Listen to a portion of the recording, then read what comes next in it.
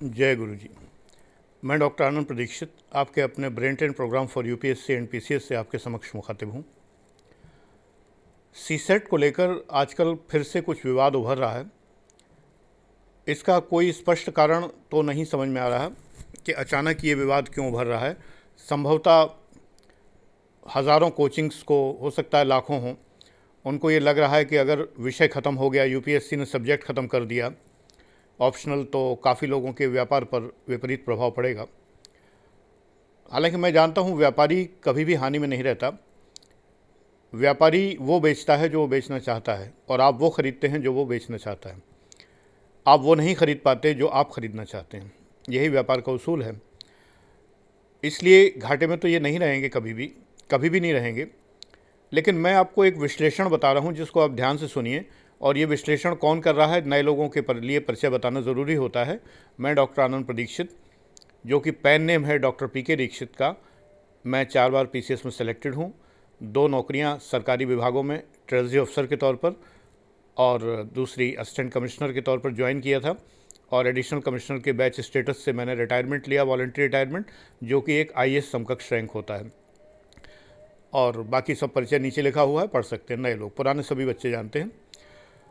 मुझे ये आपको विश्लेषण करने का एक अधिकार है कि मैं विश्लेषण कर सकता हूं, क्योंकि उस विषय में जानता हूं। 19 साल से बच्चों को पढ़ा रहा हूं शिखर आईएएस अकेडमी गाज़ियाबाद, जो कि अब वर्चुअल है, और निःशुल्क मार्गदर्शन के लिए यहाँ पर मौजूद हूँ मैं। इस चैनल के सारे वीडियो फ्री हैं। अगर कोई आपसे फ़ीस लेके दिखाता है ये वीडियो, तो ये आपको ठग रहा है, ये बात बहुत साफ़ है। या मेरे पेड चैनल के अगर कोई वीडियो आपको दिखा रहा है फ़ीस लेकर, तो भी आप ठगे जा रहे हैं, क्योंकि आपको सैकड़ों वो चीज़ें नहीं मिल पाएंगी जो मैं पेड ऐप वालों को देता हूँ। क्या क्या देता हूँ वो 9810257742 पर व्हाट्सएप करके आप पूछ सकते हैं, और पिछला वीडियो भी पड़ा हुआ है। तो मैं सीसेट का विश्लेषण कर रहा हूँ। सीसेट ये वाहियात शब्द है, ये सीएसएटी है। अपनी सुविधानुसार लोग इसका नाम बना लेते हैं, जैसे कि सीएजी को कैग कहने लगते हैं। ये गलत तरीका है। सीएजी सीएजी है, सीएसएटी सीएसएटी है। इसको सीसेट कहना अनावश्यक है। ये मुक्सुक कहलाता है भाषा विज्ञान में। मुक्सुक के लिए हम कुछ भी परिवर्तन कर लेते हैं। एक्चुअली इसका मतलब है सिविल सर्विस एप्टीट्यूड। बच्चों, एप्टीट्यूड किसका? सिविल सर्विस का, ना कि बीमा अधिकारी का, ना बीएड का, ना बैंक क्लरिकल का, ना बैंक पीओ का, ना दरोगा भर्ती का, ना इसका ना उसका। ये है सिविल सर्विस एप्टीट्यूड। परिभाषा देखनी है तो यूपीएससी के जीएस के चौथे पेपर में देखिए, सबसे नीचे से थोड़ा सा ऊपर मिलेगा civil service aptitude, that is आगे चल के लिखा हुआ। इसमें रीजनिंग मैथ्स कहीं भी नहीं है। प्री के सेकंड पेपर में रीजनिंग मैथ्स रखा गया है स्क्रीनिंग आउट करने के लिए, ये देखने के लिए कि जो लोग रीजनिंग मैथ्स में ही उलझे रहते हैं वो एक्चुअली क्लर्क होने लायक हैं। कोई बुरी पोस्ट नहीं है, ना मैं उसकी आलोचना कर रहा हूँ, लेकिन वो क्लरिकल पोस्ट लायक ही उनका एप्टीट्यूड है। 6 प्रकार के एप्टीट्यूड होते हैं, मैं ये बात 50 बार दोहरा रहा हूँ। उन 6 प्रकार के एप्टीट्यूड में मोटे मोटे तौर पर 2 एप्टीट्यूड मज़दूरों के और श्रमिकों के, या सेवकों के, भर्तियों के, चपरासियों के, क्लास 4 एम्प्लॉयज़ के होते हैं। और 2 प्रकार के एप्टीट्यूड जो हैं वो क्लास 3 के होते हैं, यानी क्लरिकल एप्टीट्यूड। और 2 प्रकार के एप्टीट्यूड जो होते हैं वो होते हैं क्लास 1 और क्लास 2 ऑफिसर्स के, यानी कि जो निर्णय लेने वाले अधिकारी हैं उनके, यानी कि ये होते हैं डिसीजन मेकिंग और कॉम्प्रिहेंशन। रीजनिंग और मैथ्स बीच में आता है, और संख्यात्मक और जो वो भारात्मक अभियोग्यताएं जो है वो नीचे आती हैं। एक मज़दूर तसले को उठाकर बता देता है कि ये 5 किलो का होगा या 2.5 किलो का होगा, मैं नहीं बता पाऊँगा। तो ऐसे बहुत सारी चीज़ें होती हैं। या दूर से देख के संख्या का अंदाज़ा लगा सकते हैं कि ये इतने लोग होंगे, उतने लोग होंगे। ये हो सकता है अधिकारी पता ना लगा पाए, उसका वो एप्टीट्यूड नहीं है, क्लास 4 वाला एप्टीट्यूड नहीं है।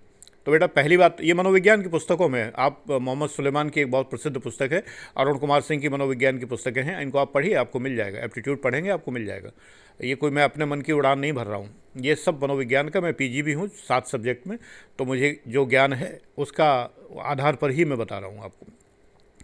सीसेट में बच्चों की बात बहुत सही है, काफ़ी हद तक सही है, जो इससे व्यथित हैं। लेकिन मैं हिंदी माध्यम वाली बात पर डिफ़र करता हूँ। एक्चुअली अंग्रेज़ी मीडियम का स्टूडेंट अपेक्षाकृत ज़्यादा गंभीर होता है। इसलिए गंभीर होता है क्योंकि वो उन स्कूलों में पढ़ता है, थोड़े महंगे होते हैं। अब आप कहेंगे गरीबी अमीरी से क्या गंभीर होना अगंभीर होना है? हाँ बेटा, मजबूरी है, ये बात है। एक साधारण हैसियत का आदमी अपने बच्चों को हिंदी माध्यम में पढ़ाता है, क्योंकि वो फ़ीस अफोर्ड नहीं कर सकता सेंट फलाना सेंट ढिमाका स्कूल की। और सेंट फलाना सेंट ढिमाका में अध्यापकों को बहुत महंगे वेतन मिलते हैं, बहुत ज़्यादा वेतन मिलते हैं, क्वालिटी कंट्रोल होता है, तो अध्यापक मन से पढ़ाते हैं। बच्चे का दोष नहीं है, बच्चे सब बराबर हैं, चाहे वो गरीब के हों या अमीर के हों। लेकिन मजबूरी है कि मैं गरीब नहीं कहूँगा, सामान्य हैसियत का व्यक्ति कहूँगा, गरीब कहना मुझे बुरा लगता है। तो एक सामान्य हैसियत का व्यक्ति अपने बच्चों को मजबूरी में नहीं पढ़ा पा रहा वहाँ, तो इसलिए क्या होता है, उनको वो अध्यापक मिलते हैं जो, बुरा मानने की बात नहीं है, लेकिन जो स्वभावतः मक्कारी जिनके नेचर में है। जाने कितने अध्यापक मैंने चेक किए हैं, हालांकि मेरा ये काम नहीं था, बट ट्रेजरी अफसर रहते हुए मैंने जिला विद्यालय निरीक्षक के साथ इंस्पेक्शन किया, क्योंकि तनख्वाह मुझे रोकनी थी। तो उन्होंने कहा कि सर आप भी साथ चलिए, और मैं साथ चला। मैंने देखा मुरादाबाद में 1984 से लेके और 6 तक मैंने कई इंस्पेक्शंस किए उनके साथ में। तो मैंने पाया कि तमाम विद्यालयों में, तमाम कॉलेजों में अध्यापक अनुपस्थित हैं, गायब हैं, उन्हें कुछ नहीं आता है। और जब मैं ट्रेनिंग में था, तो ट्रेजरी की ट्रेनिंग में था, तो रसलाम मैंने ट्रेनिंग की थी बलिया में। उस जगह पर एक मिडिल स्कूल में गया था, तो जितनी अध्यापिकाएँ थीं वो मेरे सामान्य प्रश्नों का उत्तर भी तब नहीं दे पाई थीं। आज भी स्थिति यही है। मैं इंटरनेट की पोस्ट का विश्वास नहीं करता, ये वायरल करने के लिए झूठ भी हो सकती हैं, लेकिन आज भी स्थिति यही है। तमाम बच्चे जो बताते हैं तुम्हीं लोगों में से कि अध्यापकों को बहुत कुछ नहीं आता है, बहुत बुरी स्थिति है। अब बेटा, जब संस्कार जो विकसित करने वाला, तुम्हारे माता पिता मान लो श्रमिक हैं। हमारे यहाँ एक बच्चा पढ़ता था, तो मैंने उससे पूछा कि तुम्हारे पिता क्या करते हैं। उसने कहा सर वो मज़दूर हैं, और मुझे इस पर गर्व है कि वो मज़दूर हैं, फिर भी मुझे IAS की कोचिंग करा रहे हैं। बिल्कुल ठीक बात है, ये गर्व होने की बात है, लेकिन उनके पास समय नहीं है बेटा। वो 12 घंटे मेहनत करते हैं, और उन्हें समय नहीं, सुबह 7 बजे निकल जाते हैं, चौराहे पर खड़े रहते हैं तब उनको कोई वहाँ से पिकअप करता है, और फिर दिन भर काम करते हैं, रात को थके हारे लौटते हैं। बच्चों को संस्कार कब देंगे? इसी प्रकार की श्रमिक जातियाँ हैं, बहुत सी दलित जातियाँ हैं, बहुत सारी जातियाँ हैं जो कि बहुत परिश्रम करती हैं, जिनके बल पर आज भारत का साम्राज्य खड़ा है, जिन पर आज भारत की बुलेट ट्रेन जो चलने के लिए हम कहते हैं कि बुलेट ट्रेन विश्व में हमारा स्थान होगा, लेकिन उसकी पटरियां बिछाने में, उसकी बिल्डिंग्स बनाने में यही श्रमिक, मजदूर, राजगीर, ये सब काम कर रहे हैं। लेकिन ये अपने बच्चों को संस्कार कब देंगे? बच्चे मजबूरी में हिंदी मीडियम या क्षेत्रीय भाषा का मीडियम, गुजराती, पंजाबी, बंगाली आदि मीडियम में पढ़ते हैं, अध्यापक पढ़ाते नहीं हैं। मैं यहाँ हिंदी मीडियम की ही बात करूँगा, अन्य प्रदेशों की भाषाओं के माध्यम का मुझे ज्ञान नहीं है कि वहाँ के अध्यापक कैसे हैं। अपने प्रदेश का मैं भली भांति जानता हूँ। हिंदी माध्यम वाले प्रदेश 25% हैं, 36 के आधे, कम से कम 9 प्रदेश हैं जो हिंदी भाषी प्रदेश हैं। तो अगर टोटल सिलेक्शन में अगर 25% सिलेक्शन हिंदी मीडियम वाले होते हैं तो बेटर ही है। अगर थोड़ा कम भी होते हैं तो बेटर है, क्योंकि हिंदी माध्यम के जितने लोग हैं हिंदी प्रदेशों के, वो सब हिंदी मीडियम नहीं लेते हैं। तो अगर 25% के लगभग सिलेक्शन हो रहे हैं, जो कि आंकड़े बता रहे हैं फेसबुक पे जो पोस्ट हैं, अगर उनको हम भरोसेमंद मान लें, तो इस ज़माने में बड़ा मुश्किल है उनको भरोसेमंद मानना। लेकिन यदि मान लें एक बार, चूँकि लल्लन टॉप वगैरह जो हैं ये चैनल काफ़ी कुछ ऑथेंटिक दिया करते हैं, मेरा ऐसा विश्वास है। कभी ये विश्वास भी ख़त्म हो गया तो फिर मैं उसको भी नहीं देखूँगा। तो उन्होंने फिगर्स जो दी हैं, तो 17%, 18% वगैरह सिलेक्शन की दी हैं, तो बेटा कोई बुरी फिगर नहीं है। अगर टोटल राज्यों के 25% राज्य हिंदी भाषी हैं, और अगर टोटल 17%, 18% हिंदी मीडियम के लोग फाइनली सेलेक्ट हो जा रहे हैं, तो कोई बुरा नहीं है, ये तो बहुत अच्छी फिगर है। अगर हम टोटल देखें कि हिंदी मीडियम कितने लोग ले रहे हैं, वो फिगर भी उसमें है, तो बहुत कम लोग ले रहे हैं। 8-9% मेरे ख्याल से बताया था, मुझे ध्यान नहीं है, आंकड़े मुझे याद नहीं रहते। तो अगर इतने कम लोग हिंदी मीडियम ले रहे हैं, तो फिर अगर 17-18% सेलेक्ट हो रहे हैं, then it's good. I think ये कोई आपत्ति की बात नहीं। अनुवाद की बात पर मैं सहमत हूँ, बच्चों से बिल्कुल सहमत हूँ, क्योंकि अनुवाद इतना वाहियात है UPSC का, इतना वाहियात अनुवाद है। मैं जब बच्चों को यहाँ बाइलिंगुअल पढ़ाता हूँ, मेरे पढ़ाने का तरीका है, मैं एक सेंटेंस हिंदी में बोलता हूँ, एक इंग्लिश में बोलता हूँ, फिर उनको दोहराता हूँ, और पूरे ऑथेंटिक तरीके से मैं हिंदी और इंग्लिश पढ़ाता हूँ, वही स्टैंडर्ड लैंग्वेज लिखवाता हूँ जो एग्ज़ाम में लिखनी है। तो मैं जब पढ़ाता होता था क्लास में, तो मैं अक्सर कहता था कि बेटा ये शब्द जो है, जैसे कि डेलीगेटेड लेजिस्लेशन, अंग्रेज़ी में एक ही शब्द है डेलीगेटेड लेजिस्लेशन, हिंदी में 4 हिंदी तो इसकी मौजूद हैं अलग अलग किताबों में, 5वीं हिंदी वो होगी जो एग्जामिनर अपने मन से गढ़ेगा बैठ के और पूछेगा। पता नहीं कंप्यूटर गढ़ता है कि एग्जामिनर गढ़ता है, पेपर सेटर गढ़ता है, आई डोंट नो।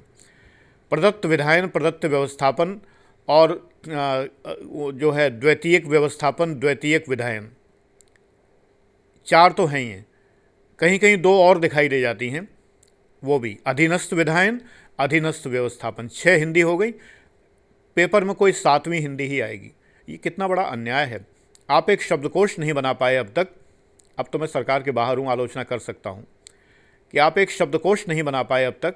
क्या हम उन चौखंबा के वो लंबी चुटियाधारी पंडितों वाली हिंदी ही पढ़ते रहेंगे? दुग्धुक मंडल और धूम्र दंडिका पंडिका टाइप की हिंदी ही पढ़ते रहेंगे? ये वाहियात हिंदी, हिंदी का अपमान है।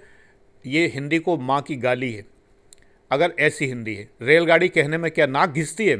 रेलगाड़ी कहने में कोई समस्या पैदा होती है? आप जाने कितने शब्दों को, जो विदेशी शब्दों को इस्तेमाल करते हैं, मत करिए इस्तेमाल। ये मूर्खतापूर्ण हिंदियाँ हैं। ये ऐसी हिंदी अगर इस्तेमाल करते हैं तो इससे बड़ी मूर्खता दूसरी कोई भी नहीं है। ऐसा लोक प्रशासन के एक पेपर में इतना वाहियात हिंदी अनुवाद था। मैक्स वेबर के ऊपर एक क्वेश्चन था, मैं उसको एग्जाम्पल के तौर पर कोट करता हूँ कि बच्चे बेचारे खूब मैक्स वेबर जानते हों और खूब जो है उनके बारे में मैं उनको विस्तार से पढ़ा चुका हूँ, सब कुछ है, लेकिन परीक्षा में जब वो हिंदी आती है तो वो हिंदी ऐसी राक्षसी हिंदी के तौर पे आती है सामने कि जैसे कोई राक्षस झपट पड़ा हो, निगल जाएगा तुम्हें। मतलब क्या सेंस है कि आप क्या लिख रहे हैं, आपको खुद नहीं पता है कि आप क्या लिख रहे हैं। इतना वाहियात ट्रांसलेशन हिंदी में होता है। क्षोभ होता है, अफसोस होता है। आप सीधे साधे शब्द नहीं बना सकते क्या? कुछ शब्द ऐसे होते हैं कि जिन्हें सरलीकृत किया जा सकता है। हालत यह है कि हिंदी की स्थिति यह है कि जब मैंने पीसीएस जिस समय सिलेक्शन हुआ था मेरा, तो मेरा चयन सबसे पहले मेरे 3-4 पद बदले थे। उन दिनों शिफ्टिंग होती थी। अगर कोई बच्चे छोड़ जाएं या कोई प्रेफरेंस चेंज करें, कुछ ऐसा होता था उन दिनों, तो पद बदल जाता था। पहले मेरा हुआ manager marketing and economic survey और मैनेजर हैंडलूम एंड हैंडीक्राफ्ट। ये पद इकट्ठा एक ही पद हुआ करता था। फिर ये शिफ्ट होके, अच्छा ये पद जो था किसके अंडर में था, तो मुझसे कहा गया था कि आप सामान्य प्रबंधक, जिला उद्योग केंद्र, कोई सिटी लिखी थी, कोई शहर था पूरब का, उस वहाँ जाकर आप अपनी योगदान आख्या प्रस्तुत करें, यानी कि आप चार्ज अपना लें जाके। सामान्य प्रबंधक, मुझे इस मूर्खता पर हंसी आई और तब तो मैं पत्रकार था। मैंने तुरंत लोक सेवा आयोग को पत्र लिखा और जहाँ से लेटर आया था सचिवालय से, वहाँ लिखा कि ये सामान्य प्रबंधक नहीं महोदय, मेरा निवेदन है कि इसको जो है महाप्रबंधक होना चाहिए, ये सामान्य प्रबंधक नहीं है। जनरल मैनेजर की हिंदी सामान्य प्रबंधक। कितना मूर्खतापूर्ण हिंदी है। सामान्य तो सामान्य होता है, कॉमन होता है। अगर कोई कॉमन मैनेजर शब्द होता तो उसकी हिंदी होती सामान्य प्रबंधक, लेकिन जनरल मैनेजर की हिंदी सामान्य प्रबंधक। खैर मेरा वहाँ से हट गया।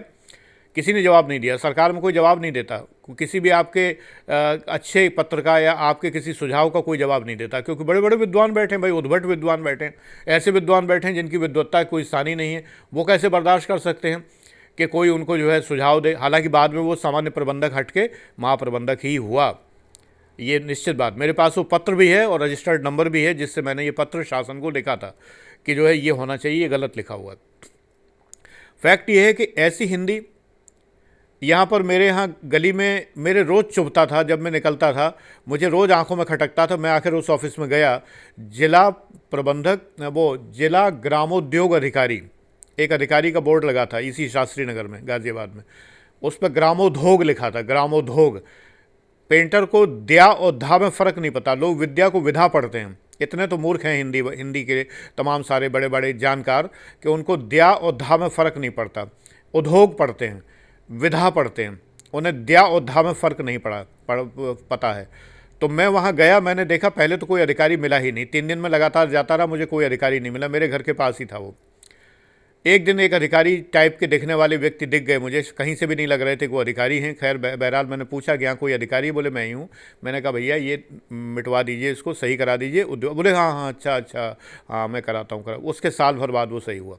बजट नहीं होगा, ग्रांट नहीं होगी, एप्रोप्रिएशन ग्रांट गई होगी, उस पर वोटिंग हुई होगी, बजटिंग हुई होगी, फिर जो है वो प्रस्ताव पास हुआ होगा, फिर जो है विधानसभा सचिवालय से, विधानसभा से पास हुआ होगा, तब वो जो है 10 रुपये का काम हुआ होगा।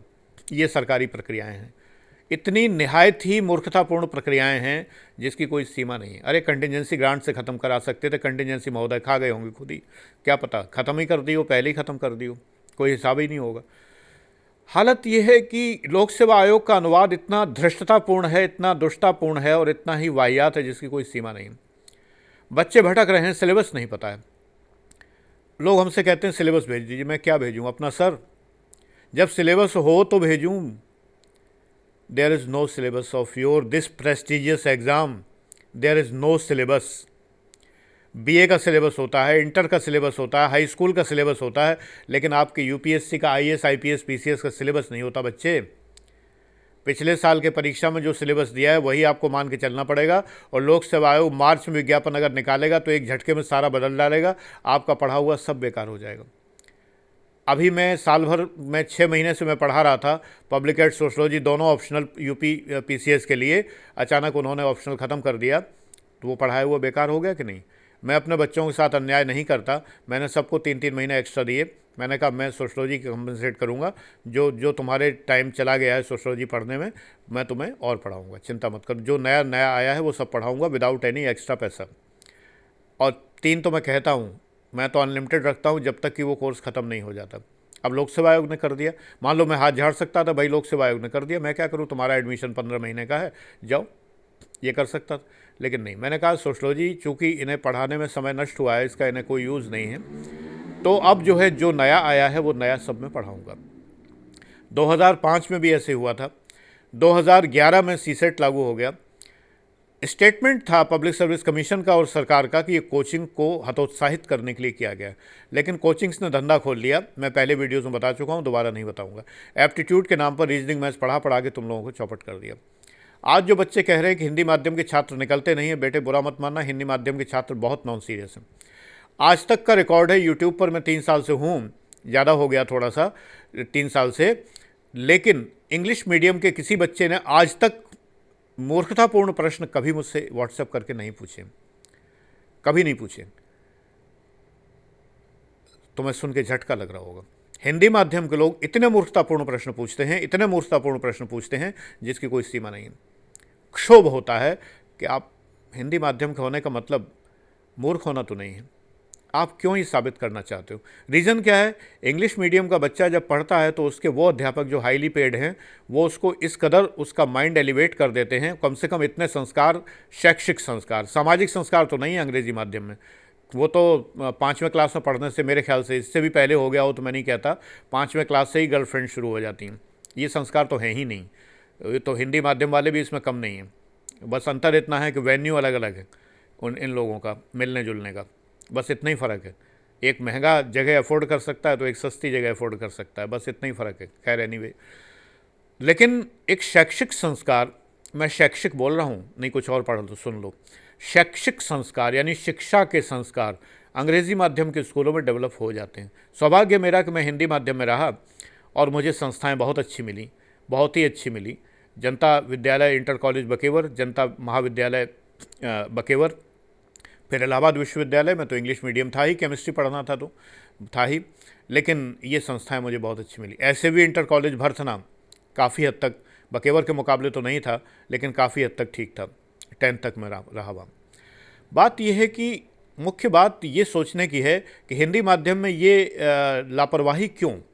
मेरे कई वीडियो हैं जिनमें मैंने हिंदी माध्यम के छात्रों को बूस्टअप किया, अगर तुमने नहीं देखे तो I am not responsible for that. वो भी डिलीट हो जाएंगे किसी टाइम जब मैं देखूंगा कि आप लोग नहीं देख रहे हैं।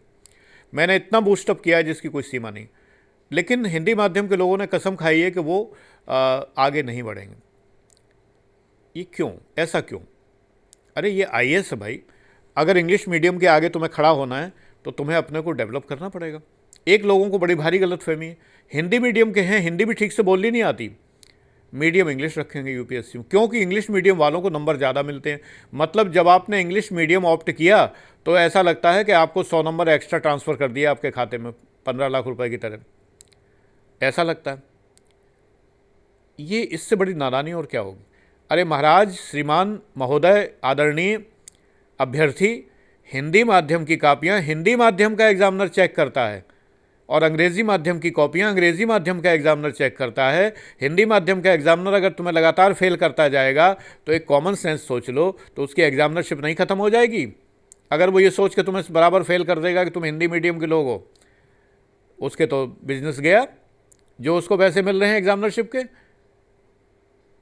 यही कारण है कभी कभी क्षेत्रीय भाषा लेने वाले लोग, मैं नाम नहीं लूँगा, क्षेत्रीय भाषा वाले लोग जो अब राजनीति में चले गए या कहीं और चले गए, जिन्होंने वो भाषाएं लीं जिनको कोई नहीं लेता ऑप्शन सब्जेक्ट के रूप में, तो उन्होंने बड़े भारी नंबर पाए, क्योंकि एक एग्जामिनर कॉपियाँ चेक करने वाला, 3 लड़के लड़कियां जो है लिखने वाले, ऑप्ट करने वाले, 3 एक साल तो कुल 3 ने एक क्षेत्रीय भाषा ली थी ओनली, जैसे कि वो होता है ना लिटरेचर, तो वो उस भाषा का लिटरेचर कुल 3 लोगों ने लिया।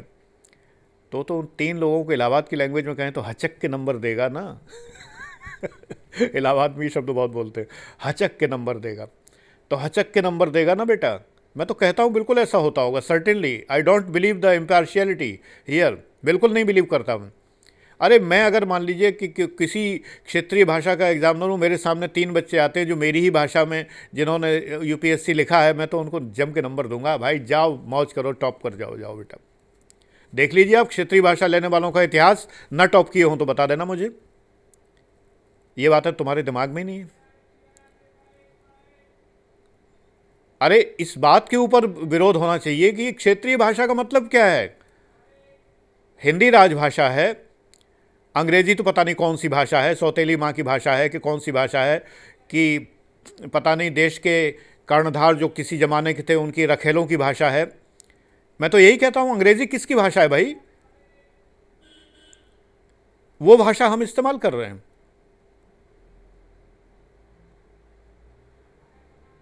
ये स्थिति है। मुझे क्षोभ होता है, अफसोस होता है कि भारत में भारतीय भाषाओं का अपमान है और अंग्रेजी सर चढ़ के बोल रही है। हमारे मन से ये निकलता ही नहीं है किसी तरह कि हम साइंस अंग्रेजी में नहीं पढ़ सकते। अरे शब्द तो बढ़िया बनाइए। हिंदी समिति की एक पुस्तक मैंने मंगाई थी, बीएससी में पढ़ता था 1973 में, डाक से मंगाई थी, 4 रुपये की उस ज़माने में वो किताब थी। 4 रुपया बहुत बड़ा होता है, आज के ज़माने में अगर कहें तो 2500-3000 रुपये की किताब हुई। उसका नाम था इलेक्ट्रॉन विवर्तन। मैंने मंगाई।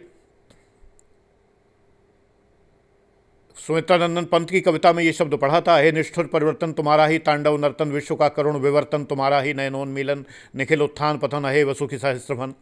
ये कविता पढ़ी थी कभी। तो विवर्तन, इलेक्ट्रॉन का विवर्तन, इलेक्ट्रॉन का डिफ्रैक्शन, ये तो मालूम था डिफ्रैक्शन है। मैंने कहा इलेक्ट्रॉन, मुझे जो फंडामेंटल पार्टिकल्स में और इन सब में बड़ा इंटरेस्ट रहा हमेशा से, और मेरा फील्ड भी रिसर्च का ये होता अगर मैं करता फिजिक्स में, बट मैं चला गया केमिस्ट्री में। तो वो मैंने मंगाई किताब, तो उसमें एक शब्द दिया था, मैंने पिछले वीडियो में बताया है कहीं, कार्बन टेट्राक्लोराइड की हिंदी मुझे अभी तक याद है, बाकी उसमें सबका हिंदीकरण करके ऐसा बर्बाद किया था। कृष्ण कर्ण चतुष्तीक्ष्णाक्ष, कृष्ण कर्ण हो गया कार्बन, काला कण, चतुष 4 टेट्रा, तीक्ष्णाक्ष आंखों में जो तीक्ष्ण लगता हो वो क्लोरीन, कृष्ण कर्ण चतुष्तीक्ष्णाक्ष। ये बोलने के लिए तो 3200 दांत चाहिए, मुझे तो प्रैक्टिस है कि मैं 6-7 दांतों से बोल पाता हूँ, नहीं तो मैं बोल भी नहीं सकता था, और दुनिया भर के फव्वारे भी छूटते मुंह से, लेकिन बोलता हूँ क्योंकि मुझे प्रैक्टिस है। जब मैं 9th में आया तो उस समय ट्रिग्नोमेट्री इंट्रोड्यूस हुई 1968 में, और ज्या कोज्या तक तो गनीमत है, साइन कॉस थीटा, थीटा की जगह का, ज्या का कोज्या का। अब इसके बाद आता है वित्क्रमज्या, वित्क्रम कोज्या, वित्क्रम स्पर्शज्या, स्पर्शज्या। इसके बाद भी इनके ऊपर इनवर्स लग गया अगर, तो और जो है करेला नीम पे चढ़ गया। वित्क्रम कोटिज्या, कॉट इनवर्स थीटा, वित्क्रम स्पर्शज्या, ऐसे नाम हो गए। फिर सरकार की समझ में आ गया, जैसे शिक्षा विभाग की, महान शिक्षा विभाग की समझ में आ गया कि बच्चे बोल नहीं पा रहे हैं। बच्चे क्या, उनके चच्चे भी नहीं बोल पा रहे हैं, उनके जो है वो टीचर महोदय वो भी नहीं बोल पा रहे हैं, संस्कृत दाँ भी नहीं बोल पा रहे हैं। जो संस्कृत पढ़ाने वाले हमारे यहाँ मिजाजी लाल शास्त्री जी थे वो भी नहीं बोल पाते थे। वो हालांकि संस्कृत टीचर थे, तो हमारे पिताजी ने उसी कॉलेज में पढ़ाते थे। पिताजी ने कहा उनसे कि एक बार शास्त्री जी ये ज़रा बोल के बताइए। मैंने कहा भाई पंडित जी ये नहीं बोला जाता मुझसे, मैं अपनी संस्कृत जानता हूँ, मैं ये गणित संस्कृत में नहीं पढ़ा सकता। This is total idiotic. मैंने भी उसी बोली में बोला जिसमें इडियोटिक बोलना ज़्यादा जोर डालता है। इडियोटिक इंग्लिश में ही बोलना ठीक लगता है। बात यह है कि ये क्यों भारत में भारतीय पराये, क्यों भारत में भारतीय भाषाओं के साथ सौतेला व्यवहार, क्यों? हम कब तक ये करते रहेंगे? मैं आइडिया दे रहा हूँ लोगों को कि अगर अंग्रेज़ी से मुक्त नहीं होगे तो दास्तां से मुक्त कभी नहीं हो पाओगे। इसके लिए क्या कर रहे हो? सरकार में जाते हो तो भी अंग्रेज़ी का भूत नहीं उतरता, आईएएस पीसीएस बनते हो तो भी नहीं उतरता। एक बार तो एक लड़के को 3 महीने पढ़ते हुए हुआ तो उसके पिताजी आए, दबंग आदमी थे, भट्टे वाले थे, आए और हाथ पकड़ के क्लास में से उसको घसीटने लगे, चल आईएएस की तैयारी हो गई, अंग्रेजी बोलना आता नहीं है, चला आईएएस की तैयारी करने। मैंने कहा सुनिए तो 1 मिनट रुकी। बोले कहा, हमने कहा ये कि अंग्रेज़ी बोलना आईएएस पीसीएस के लिए ज़रूरी नहीं, बच्चा हिंदी मीडियम से है, इंटरव्यू भी हिंदी में हो गया। बोले हाँ आप तो अपने पैसे के लिए कहोगे ये सब बातें, अंग्रेजी में इंटरव्यू हिंदी में होगा, है। अब हमने कहा है करते तो लिए जाओ,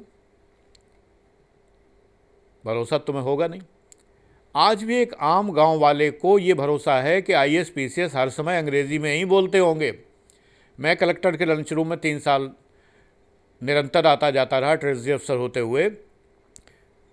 ट्रेजरी अफसर ही लंच रूम का ट्रेजरर होता है, यानी लंच रूम का व्यवस्था जो कलेक्शन करते हैं पैसे सारे ऑफिसर, वो ट्रेजरी अफसर के पास ही रहता है, वो वहाँ भी ट्रेजरी अफसर ही होता है। तो मेरे लिए डेली जाना कंपलसरी था क्योंकि मेन्यू मुझे डिसाइड करना था और वो सब मुझे देखना था। मैं तो कलेक्टर के लंच रूम बराबर गया जहाँ की 50 अफसर इकट्ठे होते थे, सब हिंदी में बोलते थे, एक भी अफसर अंग्रेज़ी में नहीं बोलता था। जब उस ज़माने में नहीं बोलते तो बेटा आज के ज़माने में तो हिंदी में थोड़ी वृद्धि हुई है।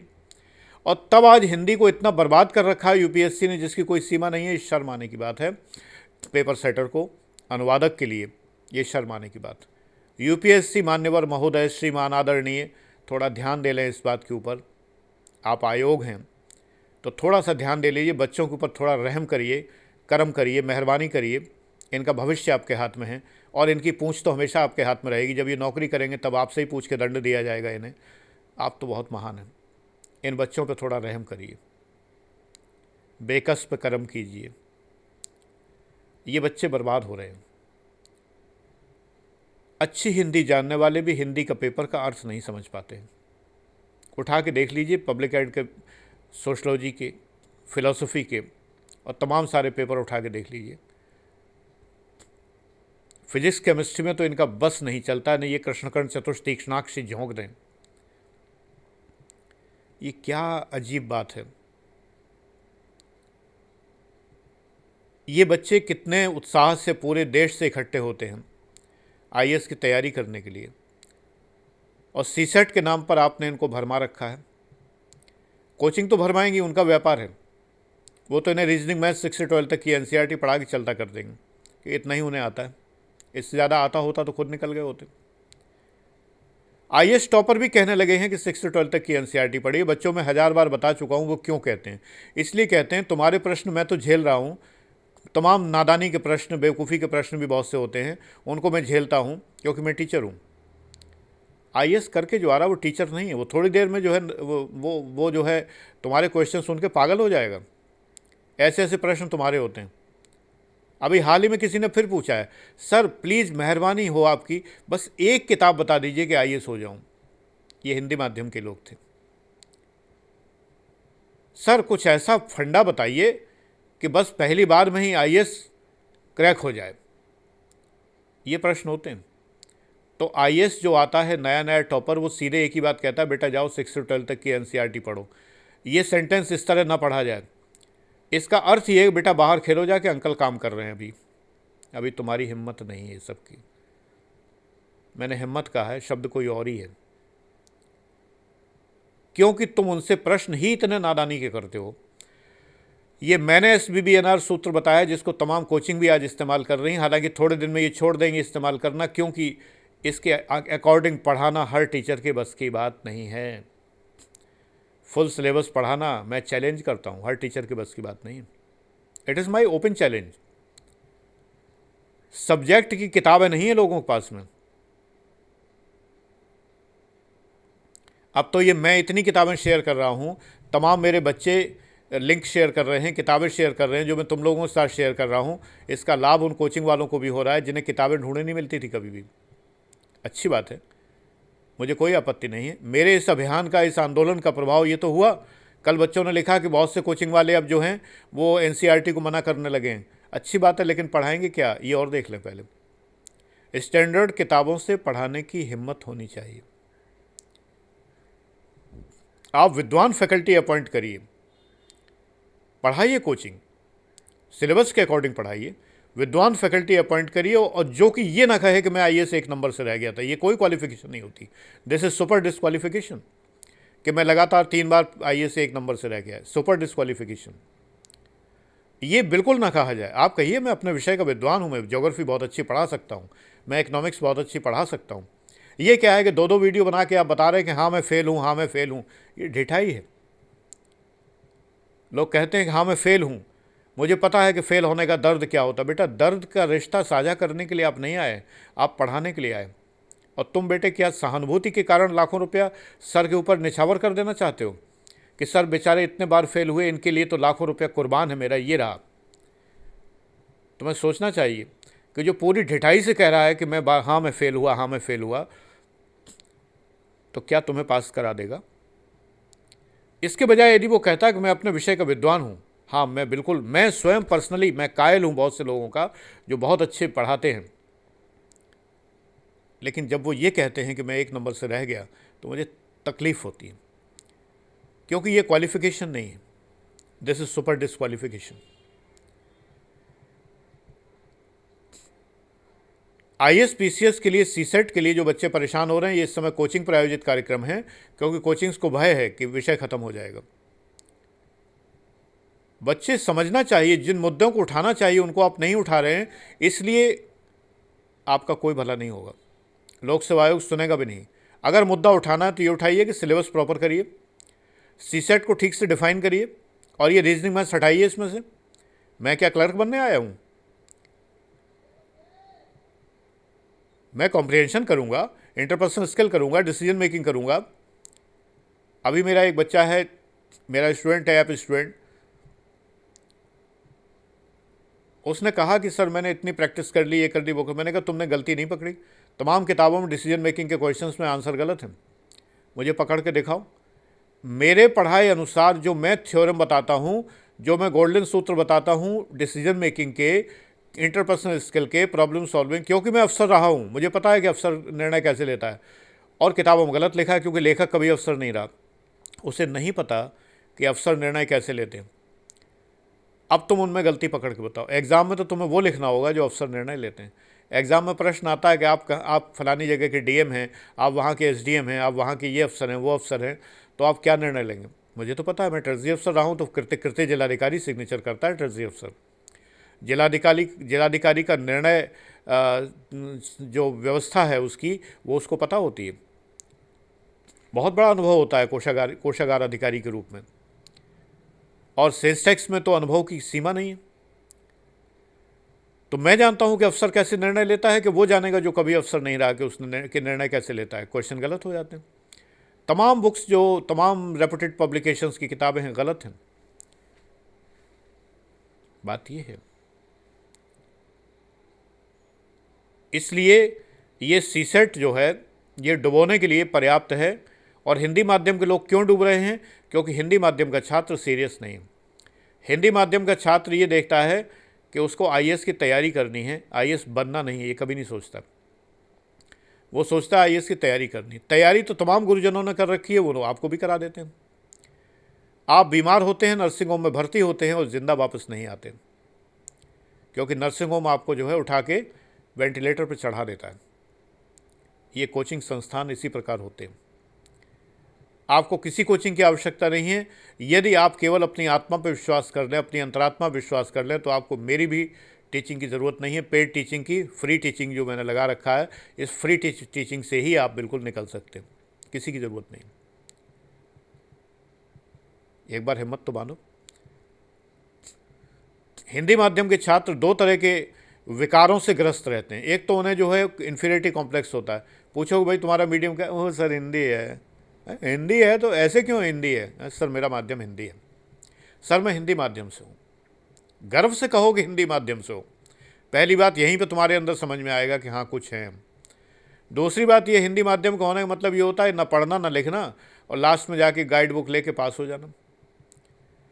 कितने एग्ज़ाम होते हैं इंग्लिश मीडियम स्कूलों में, कितने टेस्ट होते हैं। मेरे नाती पोतों को मैं देखता हूँ, उनके टेस्ट ही बने रहते हैं रोज़, कभी कभी कोफ्त भी होती है। लेकिन सच बात यह है कि जो पढ़ने का कल्चर है डेवलप तो ऐसे ही होता है। मेरा पोता चौथे में पढ़ने वाला, तीसरे में पढ़ता था शायद, इस समय चौथे में, तीसरे में पढ़ता था। मैंने कहा आओ बेटा आज तुम्हें थोड़ी सोशलॉजी बताते हैं, कुछ बेसिक चीज़ें बताते हैं। बोला हाँ बाबा बताओ।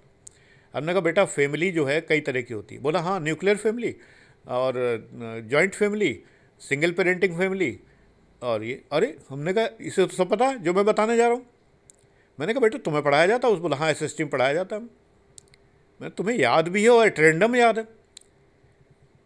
वो तो इतनी चीज़ें बताने लगता है। मैंने स्ट्रेटोस्फीयर आयनोस्फीयर बताना चाहा, उसको सब पता है। उसे ये भी पता है कि कौन से जो है रेडियो ट्रांसमिशन में डिस्टर्बेंस करते हैं, कौन से क्या करते हैं। हिंदी माध्यम का बच्चा होता है, उससे पूछो आओ तुम्हें ज्योग्राफी पढ़ाएं, नहीं अभी पेट में दर्द हो रहा है बाबा, अभी मन नहीं है पढ़ने का, बाद में पढ़ेंगे। और पढ़ाने बैठो, बेटा ये मैप है, इसके अंदर बताओ अमेरिका कहाँ है। अमेरिका यहीं कहूँ हो, ये जू है का, बू है का। ये हिंदी माध्यम। हमारे टीचर ऐसे हैं। जनता महाविद्यालय अजीतमल में, जहाँ मैंने 2.5 साल पढ़ाया, केमिस्ट्री को पढ़ाने वाले एक प्राध्यापक लोकल लैंग्वेज में पढ़ाते थे। जालई टेस्ट ट्यूब, जूडारो केमिकल, और जू है ब्यूरेट, और जू रहो पिपेट, और जू पिपेट घुमाए दो, और जो देखो बूंद बूंद करके जो लिक्विड टपक रहा हो जा में। अब जब जू लाल हो जाए तब समझ लीजिए कि जो टाइट्रेशन पूरा होएगा। ये लैंग्वेज में पढ़ाते थे। अब ये जू टाइट्रेशन पूरा होएगा कि नहीं होएगा, अब यही लड़का बैठने चलता है IAS में। कैसा संस्कार लेके आएगा। ये हालत हिंदी माध्यम के साथ, ये प्रॉब्लम। पहले बेटा पहचानो कि हिंदी माध्यम का मतलब तुमने क्या समझ रखा है। तुम्हारे अध्यापकों ने तुम्हें कहीं का नहीं छोड़ा है। अब मेरे समझाने से तो कम से कम कहीं के हो जाओ, बुद्धिमानी प्राप्त कर लो, कि अब भी वही हिंदी माध्यम के बने रहोगे कि जो रहो टाइट्रेशन।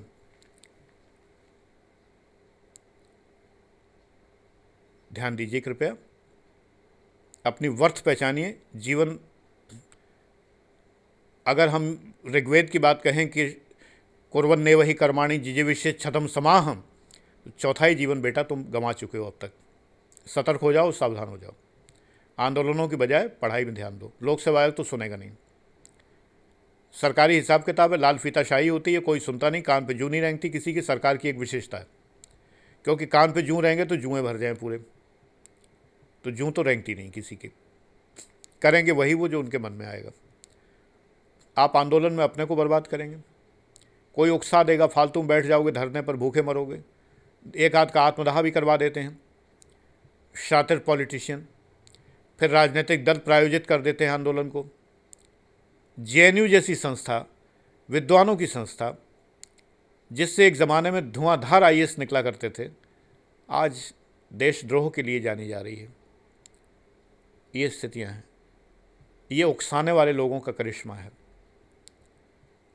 तो बेटा विद्वत्ता का अर्थ अपने जीवन का उन्नयन है, दूसरों के हाथ की कठपुतली बनना नहीं है। पॉलिटिशियंस के हाथ की तो कदापि नहीं। आंदोलनों में हिस्सा मत लीजिए। जो परिस्थितियां हैं उन्हीं में बन के निकल जाइए।